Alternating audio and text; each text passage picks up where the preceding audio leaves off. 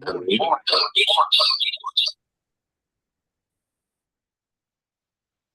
The meeting of the Louisiana Tax Commission is hereby called to order. The meeting is being held at the office of the Louisiana Tax Commission at 1051 North 3rd Street, Suite 225, Baton Rouge, Louisiana. The date is Wednesday, January 15, 2025. The time is 9 a.m. Please call the roll. Chairman Rousseau, Here. Commissioner Leone, Here. Commissioner Romick, Here. Commissioner Guidry, Here. Commissioner Frazier. Here. 5 present and a quorum. Thank you. We'll move on to the approval of the minutes. Mr. Chair, I'd like to make a motion to approve the minutes. We have a motion. Is there any discussion on the motion? Any objection? Hearing none, motion is adopted. Consideration of change order. Chandrika Banks on behalf of the Louisiana Tax Commission. Today we have a total of 3,205 change orders. Staff has reviewed those change orders and requests to approve 3,129, place 74 in pending status, and deny 2. Staff requests approval of these change orders. Mr. Chairman, I move that we approve 3,129 change orders and place 74 in pending status and deny 2 for reasons given by staff. We have a motion. Is there any discussion on the motion? Any objection? Hearing none, motion is adopted. Chandrika Banks on behalf of the Louisiana Tax Commission. Today we have a total of 90 prior pending change orders. Staff has reviewed those change orders and requests to approve 88 and keep 2 remaining in pending status. Staff requests approval of the prior pending change orders. Mr. Chair, I move to approve the 88 prior pending change orders as reviewed by staff and keep 2 remaining in pending status. We have a motion. Is there any discussion on the motion? Any objection? Hearing none, motion is adopted. Next item on the agenda. Mr. Chairman, next item on the agenda is the consideration of the motion limine in the Phillips 66 matter. Jay, Brian, y'all are welcome to come forward. Just as a reminder to the commission members, this is not a hearing on the merits. The assessor has found a motion limine to strike or exclude the taxpayer's appraisal. It's the assessor's motion, so the assessor will go first. Taxpayer's attorney will give opportunity to respond, and typically appropriate to allow the assessor's attorney to have the final word. Good morning, Commissioners. Brian Eddington on behalf of Calcasieu Parish Assessor Wendy Aguilard. This is another motion in limine. You've heard a lot of them. This one's a little different. The taxpayer filed a protest with the Calcasieu Parish Board of Review on September the 13th, 2023. On December the 13th, 2024, exactly 15 months later, they filed an appraisal. Now, it's not a conventional appraisal. This is a 500-page obsolescence analysis, and that's relevant because in this case, the taxpayer did not submit any documentation, evidence, or information supporting a claim for obsolescence to the assessor. You can look at the pre-hearing exhibits. It's not exaggeration. They literally provided nothing to the assessor. We filed a motion to limine on 2 separate but related grounds. First, the well-settled rule provided for by statute and the rules of this commission that review is limited to the information provided to the assessor before the deadline for filing a protest with the Board of Review. Now, just a second. Opposing counsel is going to explain that he has a position that he believes he should, notwithstanding that rule, be allowed to submit this 500-page appraisal 15 months later. But there's a second problem, and this is one you don't run into very often. This tax commission also entered a scheduling order, a case management order that required the filing of a witness list 75 days in advance of trial, taxpayer exhibits 60 days before trial, and assessor exhibits 30 days before, trial, before the appeal hearing. In this case, the appraisal was not provided to the assessor until 30 days after the deadline for filing pre-hearing exhibits set forth in the case management order. In fact, just 1 day before the assessor's deadline for submitting exhibits. With that, I will, give opposing counsel an opportunity to explain why he believes he should be allowed to submit this untimely appraisal, and then respond to his comments. Thank you. Thank you, Mr. Chairman. First, one thing I'd like to do, Mr. Hoffman, is one comment that was made in the reply brief that I haven't had a chance to respond to was that an email that attached to opposition wasn't authenticated. And I've got Mr. Cisneros here who sent the email that I'd like to have authenticated for the record, just in case this does have to go up on appeal. So if that's, it won't take but a minute, but I'd like to have that happen. No objection. I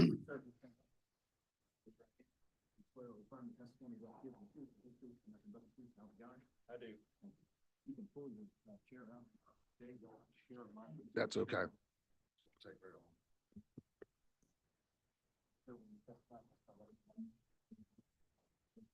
Yes, sir.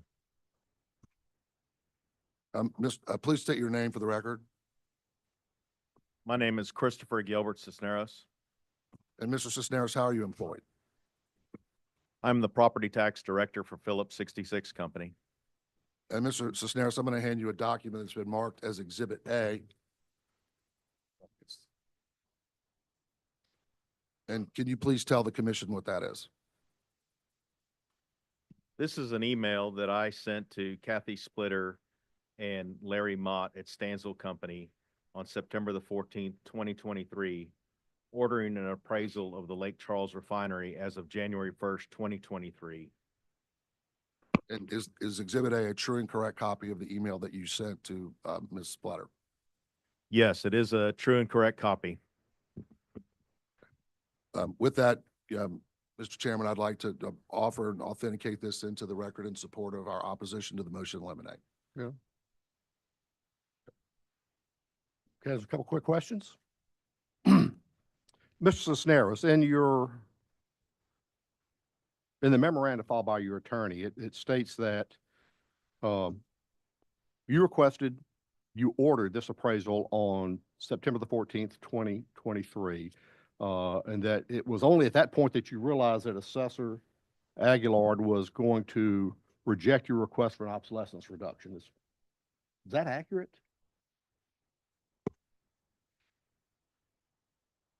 I wasn't aware that she was going to reject it at that point. Okay, well, this was the second year you had filed an obsolescence request with Calcasieu Parish, was it not? You'd also filed one in 2022, did you not? That's correct. And what was the outcome of that request? Was it granted or denied by the assessor? I don't recall at this point.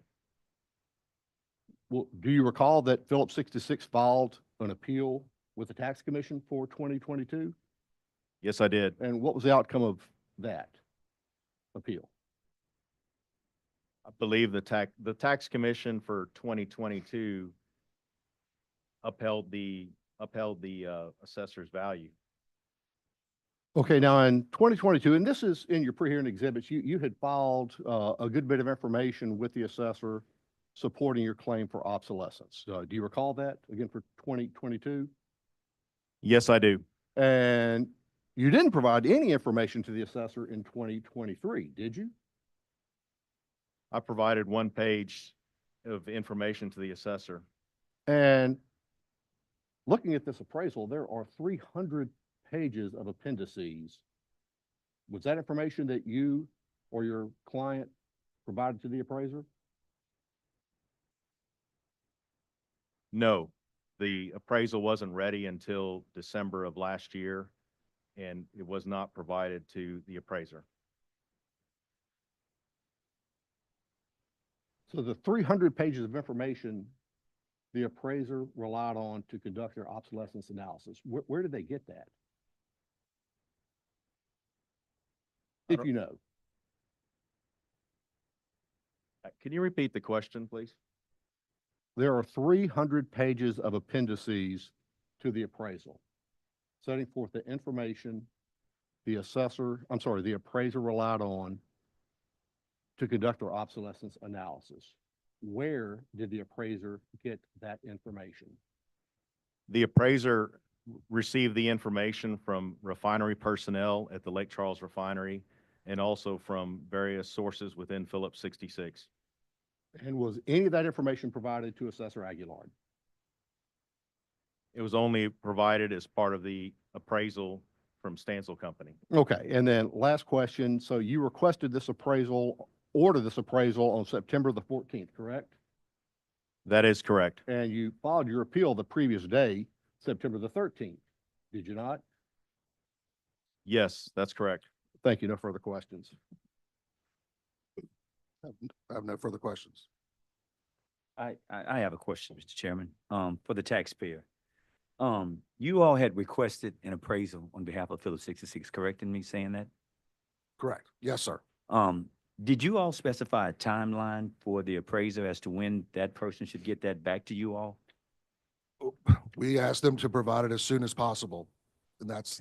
So my understanding that it took 15 months for them to get back with you all with an appraisal. The appraisal is, we gave it the day we got it. We sent it to the commission and to the assessor. Okay.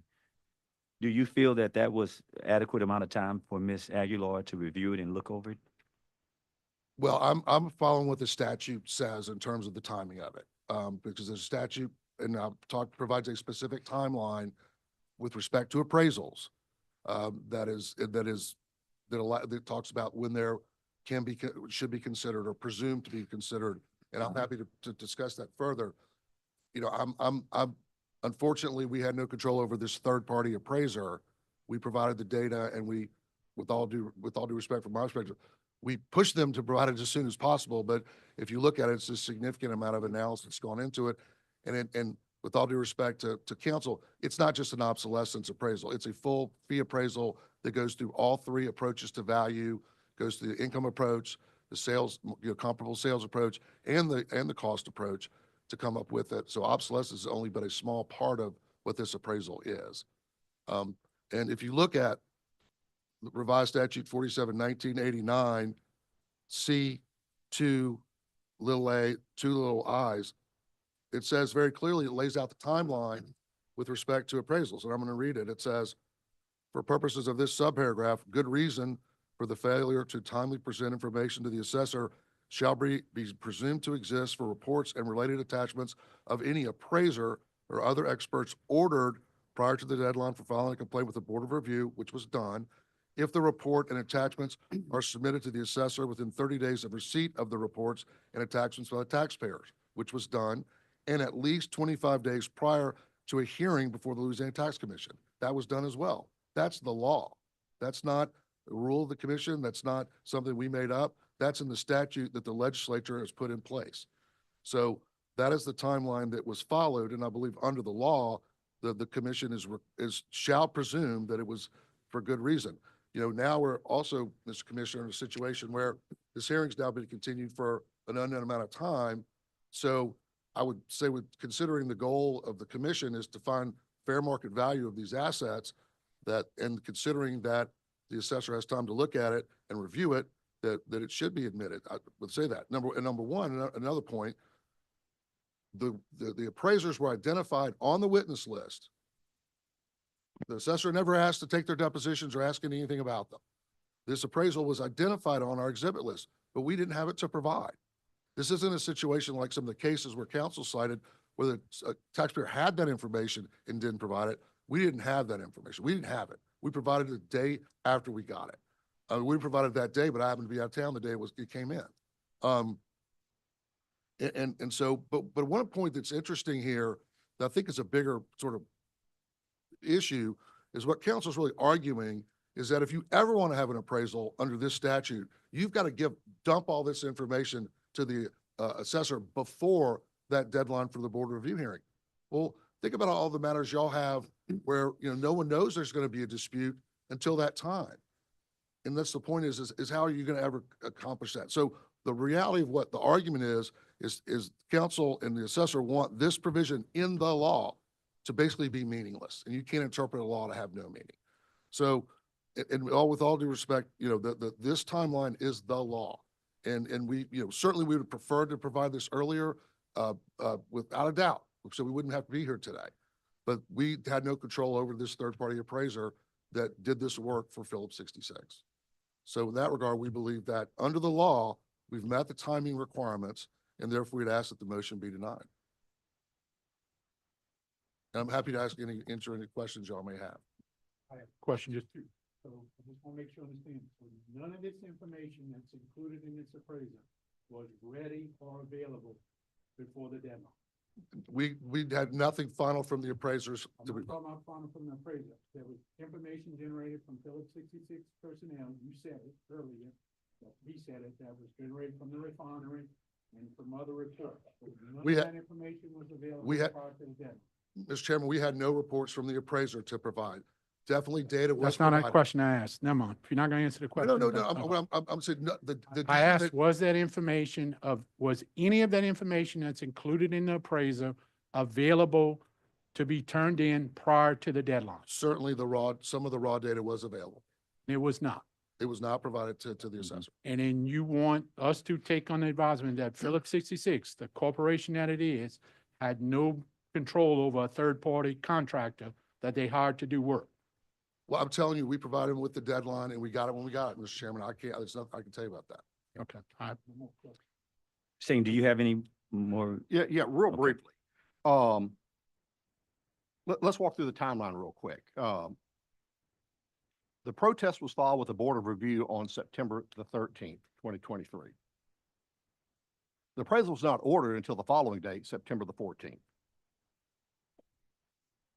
It's also important to note that the statute he's relying on, first off, it only creates a presumption, and it only applies to the requirement. It's in the same statute that requires that the tax commission's review is limited to consideration of evidence presented to the assessor prior to the deadline for filing a protest. There's also the separate requirement established by the case management order that the taxpayer exhibits had to be provided to the assessor, and I forgot the exact date, 60 days before the appeal here. They missed that deadline. They argue that there's no prejudice to the assessor, but that's clearly not true. We had no idea an appraisal was coming. They filed a witness list. Had we known there was an appraisal, we would have had additional witnesses to address that appraisal, which we never seen. They didn't file this until one day before the taxpayer exhibits were due. So in addition to all the other legal problems, there's absolute prejudice to the assessor. There are things we would have done different had we known coming, but then it all goes back. None of the information, again, 300 pages of information attached as an appendix to the appraisal was ever provided to the assessor. I respectfully request that our motion in limine be granted. Mr. Chairman, I move to accept, not to accept the motion by the taxpayers for the exhibits that they wanted, present. And help me, legal Yeah, counsel, if I'm, Let me clarify, Commissioner Guidry. It's the assessor's motion to strike the exhibit. So if you want to consider the appraisal in connection with the taxpayer's appeal, you would deny the assessor's motion. If you do not feel it appropriate to consider the taxpayer's appraisal, you would move to grant the assessor's motion in limine. So the motion would either be, the motion by the commission would be to grant the assessor's motion in limine, to strike the exhibit, or to deny the Yes. assessor's motion in limine. yes, Your motion is to, accept the assessors. Is that, that's grant doing, the to grant the motion, right. assessor's motion. That's what I want, Mr. okay, so the motion made by Commissioner Guidry is to grant the assessor's motion limine to strike the appraisal, so the commission will not consider that document in connection with Yes, the appeal, okay? correct. Okay, we have a motion. Is there any discussion among the commission? Any questions? I just want to say something real quick, even though I'm on the same page, but as I'm looking at it and I understand y'all's argument about the statute. But all I have here is this email talking about you'd like to order an appraisal. But the bad thing that I see about this, email, for one, we're not real sure when the appraiser was even told to even start on the assignment. But the email itself says pending final approval, which I have an issue with. I'm not real sure if that's an order of an appraisal when the email says I'd like to order an appraisal pending the final approval from the refinery. So to me, that's hard to accept that it was actually even ordered that day when it states in the email that it needs final approval to even do it. And so that's where I'm coming from, how I'm looking at this. So I just wanted to say that, before we vote. Thank you. Mr. Chairman, I have one other thing. Mr. Addington, help me clear up. The taxpayer mentioned that he said, by law, this is something that we have to consider. Help me understand that a little bit better. That's not at all true. The law, I don't have the exact citation. The provisional law that provides that review of the correctness of an assessment shall be limited to review of the information provided to the assessor before the deadline for filing a protest for the Board of Review, does provide a provision that a taxpayer can come in and file an application to present additional evidence. And it specifically addresses appraisals, that if an appraisal was ordered before the deadline for filing an appeal and then presented to the assessor, it is presumed to be good cause. Now, listen, it's not an established fact, it's a presumption that is weighed by the commission. The problem in this case is even let's just set aside all the problems with it. Let's assume that it was timely ordered and that it was timely presented. There's this separate requirement in the case management order of when all exhibits have to be presented to the commission and to opposing counsel. We had a status conference. We discussed all these dates. They never brought up, hey, we're waiting on an appraisal. Yeah, we may be late. Had we done that, we probably would have pushed all the dates back. Commissioner Guidry, let me just. Go ahead, legal What counsel. Mr. Addington said is generally correct, but 1989 now provides that your review of the correctness of the assessor's assessment is confined to evidence that was presented to the assessor before the deadline for filing an appeal with the Board of Review. However, a taxpayer may make an application for consideration of additional exhibits upon a showing of good reason. If they can show there's good reasons for you to consider it. And there is an additional provision that says that it is presumed, good reason is presumed to exist when the taxpayer has ordered an appraisal to be prepared prior to the deadline for filing a prior to filing a protest with the Board of Review. And if you find that there's good reason to accept it, you then need to order that the assessor consider that evidence, and she may modify her appraisal, her assessment rather, so should she so choose, but is not required to before you're going to consider that additional evidence. Right. And I totally agree, legal counsel, but the problem I have with the taxpayer, with the timeline, that's the problem I have, because it puts Ms. Aguilar in a bind, being that much is being presented to her at such a short time. For her to even review, she can't do that. So I'm hoping in the near future that this can be resolved by getting it in on time to where each party can look at it and review it and come up with something that's going to be basically understandable for both parties. And I don't feel that was done on Phillips 66 behalf, timeline-wise. 15 months, that's a long time. And I do have a problem with that. So there's a motion on the table before the commission. Is there any further discussion on the motion? Mr. Chair, I just have one further question. To Commissioner Fraser's point in picking up on this email from September 14th, Mr. Cisneros, just, it seems vague to me as well. I think the beginning of that sentence is clear. You would like to order an appraisal. But your intent in saying pending final approval from the refinery management, did that have to go up the chain of command before that was actually engaged with Stansel and Company? They had issued a oral approval. They said they wanted to do that, but they were going to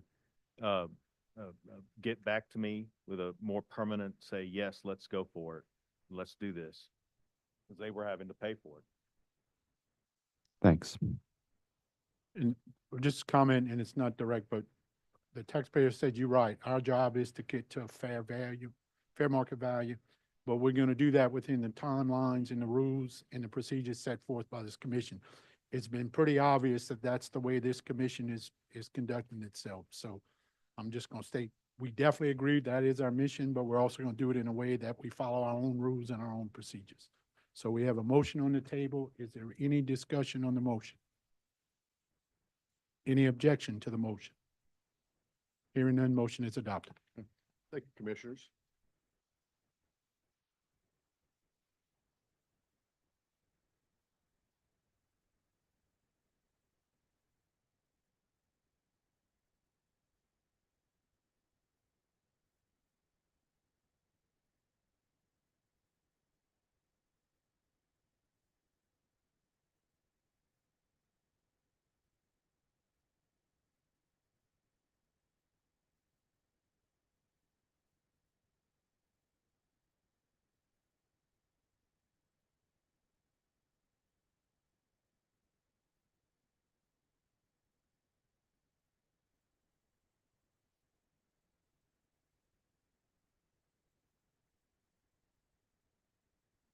Chairman, are you prepared for me to swear in the witnesses?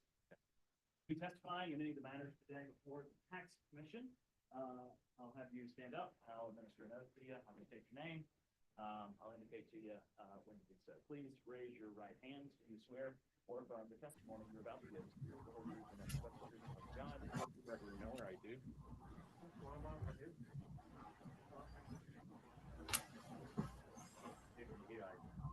Y'all may have a seat. Appraisers, same exercise as always. I'll administer an oath to you. I'll state your name individually and have you affirm the oath. If you'll turn your cameras on. Okay, that's fine. So Josh, that's you, right? That is me, but my camera is not working. All right, I recognize the voice. Please raise your right hands. Do you swear or affirm the testimony you're about to give is the truth, the whole truth, and nothing but the truth, so help you God? Nicole? I do, yes. Luke? Luke Brewer, I do. And Josh? And Joshua Laverne, I do. Thank you.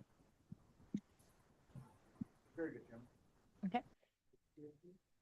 The first appeal we'll take up today is the appeal of 4140 Canal Street Incorporated versus Assessor L.G. Williams and the Orleans Parish Board of Review, docket number 23221-71121. No taxpayers, so we'll hear from the City of New Orleans, Assessor's Office. Good morning. My name is Lisa Ross with the Orleans Parish Assessor's Office. And we're discussing 4140 Canal Street. That is docket number 23221-71121, I believe. So this is an off, well, Let it's me just stop. It's 120, the first one, right? 120 is the first one. This one's 121. 120 was the one that was withdrawn, correct? Okay. And that was the 4137 Cleveland. Okay. So we did an appraisal on this property. I think the biggest issue with this is the square footage. Our office did an appraisal on this property after it was appealed to the Board of Review and the Tax Commission and came up with a value of $1,559,400. Tax Commission also did an appraisal and came up with a lower value. But in reviewing that appraisal, we noticed that there was a difference in square footage, a difference of opinion in square footage. So we did a little bit of research. I think the biggest issue here is the square footage. We had it listed as at 9,528 square feet initially. And the Tax Commission had it listed as 8,200 square feet. I went to CoStar and CoStar had it listed at 10,000 square feet. The MLS had it listed at 9,200 square feet. And ultimately, I found an architectural drawing floor plan on CoStar. We sent it to our data collection team. And we ultimately lowered it to 9,368 square feet based on the architectural floor plan from the architect. With that being said, we offered the taxpayer a settlement for a total of $1.3 million. If we had taken out the square footage and the price per square foot that we already had, we would have been at 1,342 square feet. I mean, 1,342,366 for this property, and we offered them a settlement of 1,300,000. We'll hear from the LTC appraiser. We're ready for you, Nicole. Fine, let's see. I'm a little slow this morning. Good morning, everyone. How are you? So Nicole Singley on behalf of LTC. So I did complete interior and exterior site visit of the property, and there was a significant difference, as noted, with the building area, and it sounds like that difference continuously was somewhat of a difference. So I'm actually, with all the research that the assessor's office did, having some data that I didn't have as far as the differences in square footage. Although I did measure, it is very much a unique layout. So, for example, the glass front facade, from the view, someone would assume that maybe the second floor is exactly the same as the first floor. It's not. The first floor glassed area is actually usable area, to where the second floor glassed area is open space area. So you wouldn't count that in your building area. And similar as far as the rear of the building, the first floor of the rear building would not have an area that is usable space as of the second floor having the usable space, as well as open area in the center of the building that is on the second level, not usable space.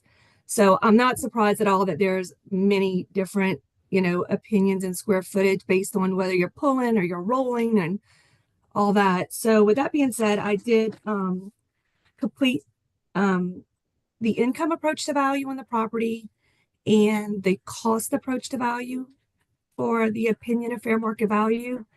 I did not do the sales comparison approach to value based on the building just being so unique. It was really hard to put apples with apples when it came to that. So let's see here. So when I took my income approach to value and my cost approach, and I gave them equal weight, I came at 1,175,000, 495,100 to land, 679,900 to the improvement. So once again, the opinion of fair market value based on the time of my site visit and what I pulled, the fair market value of 1,175,000. Okay, thank you, Nicole. Just one You're quick welcome. question. In your square footage, you used 8,200? I was looking, yes, sir, I did. Yes, 8,200 is a square footage building area that I pulled. Let me tell you from my perspective and how I like things to be very complete and exact. This bothers me to the point that if there's such a discrepancy, and it does, if our ranges fall within a reasonable range as far as the opinion of value, that's okay. But if it's a significant difference in opinion of value, best practice would be to go back and measure. I have no problem doing that. But like you said, it's all over the place. I don't think one building area number was hit to be the same number. Thank you. If I may, excuse me, if I may add, we found the architectural floor plan. What I think was not taken into consideration with Nicole's measurement is that yes, there is a significant area on the second floor that's not usable in the center, but also on the driveway, over the driveways on either side, there's office space. So the fact that the measurements for the top floor and the bottom floor were the same made us question why the square footage was so different. Once we found the floor plan from the architect, we figured that was the most accurate because that came directly from the architect. We sent it to our data collection team. He was able to take the measurements off of there, and that's how he came up with the 9,368 square feet. Okay. Questions from the commission? Mr. Chair, I move to accept the Orleans Parish Assessor's value of 1,300,000 Um, It's within a 10% of where LTC staff, even with the dispute on square footage. I believe that breaks down to 495,100 for the land, 804,900 for the improvements. Okay, we have a motion. Is there any discussion on the motion? Any objection to the motion? Hearing none, motion is adopted. Next, we have the appeal of Midtown Investments LLC versus Assessor LG Williams and the Orleans Parish Board of Review, docket number 23-221-73132. Please note that the taxpayer agrees with the LTC value. Okay, New Orleans Assessor's Office. Good morning, James Makita with Orleans Parish Assessor's Office. This property, after receiving the LTC appraisal, we did notice that there was an error in the square footage, so we did correct the square footage from 5978 to 5242, based upon their measurements and also various things from CoStar, et cetera. We asked the taxpayer for actual rents, income, and expenses on this property, which he did not provide. So what we did, we took estimates of market rent from CoStar, which range from $12 to $14 a square foot. So our original appraisal had the wrong square footage. So what I did, I took everything else at the corrected square footage. So the lower end of the market rents times the new square footage, loaded cap rate at 12.5. I still came in at 310,744, which is higher than the Board of Review value at 300,000. So our prayer is that you uphold the Board of Review value at 300,000. Okay, we'll hear from the LTC appraiser. Good morning, Commissioners. Luke Brewer with the Louisiana Tax Commission. I did an appraisal on 5793 Crowder Boulevard, made an exterior inspection. After looking at the appraisal, the appellant came back and he was contesting the square footage, which I didn't know at the time of inspection. But with the appellant documents, I see where roofers had measured the property for the roof replacement. And so I used those measurements to calculate the gross living area. In this appraisal, I developed both the comparable sales approach and the income approach. The comparable sales approach indicates a value range of 42 cents or $42.43 a square foot to $56.17 a square foot. I adopted an opinion of $47 a square foot, which indicates a rounded value of $277,000. The income approach, the appellant also did not provide me with comparable or with actual income and costs. So I had to develop an income approach using comparable rents and typical costs. And after doing so, I reached a value of $275,800 through the income approach. And since they're both so close together, I adopted a whole property market value of $276,000, $30,600 of which is the land, and $245,400 being the improvements. Thank you. Questions from the Yes, sir. commission? Hearing none, do I hear a motion? Mr. Chair, I call for a motion to accept the Parish Board of Review value of $300,000, which is $30,600 for land, $269,400 for improvements, total of $300,000. Okay, we have a motion. Is there any discussion on the motion? Any objection? Hearing none, motion is adopted. Our final appeal of the morning is the appeal of Dinkins Properties LLC versus Assessor LG Williams and the Orleans Parish Board of Review, docket number 23-221-76157. Good morning. Morning, Commissioners. Gregory Miller for the Orleans Parish Assessor's Office. We're looking at the property at 2423 General Taylor Street. In preparation for the hearing, it was discovered that there was some damage to the subject property. The interior was gutted. Based on that information, it looks like the LTC appraisal was at a value of $230,000. We did an independent appraisal with the consideration of the damage. We came up with a value of $210,900. The value of the independent appraisal was offered to the taxpayer as a settlement, and we never got final response from the taxpayer of whether or not they accept that value. So we're asking for the value of $210,900. Okay, we'll hear from the LTC appraiser. Good morning, Mr. Chairman, Mr. Commissioners. I apologize for the technical issues of my video, but nonetheless, I inspected and appraised the property at 2423 General Taylor using the sales comparable approach. That approach produced a value of $230,000, 46,200 attributed to the land, and 183,800 to the improvement. Thank you, Josh. Questions from the commission? Hearing none, do I hear a motion? Mr. Chair, I'd like to make a motion to accept the Orlean Parish assessment of $210,900. That's $46,200 for the land, $164,700 for the improvement. Okay, we have a motion. Is there any discussion on the motion? Any objection? Hearing none, motion is adopted. Is it my imagination or this goes much better when Russell's sitting there and y'all sitting there?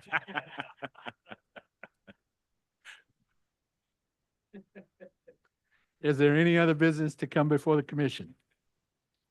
Hearing none, we'll entertain a motion to adjourn. Mr. Chair, I call for a motion to adjourn. We have a motion. Is there any discussion on the motion? Any objection? Hearing none, motion is adopted. We are adjourned at 9:41.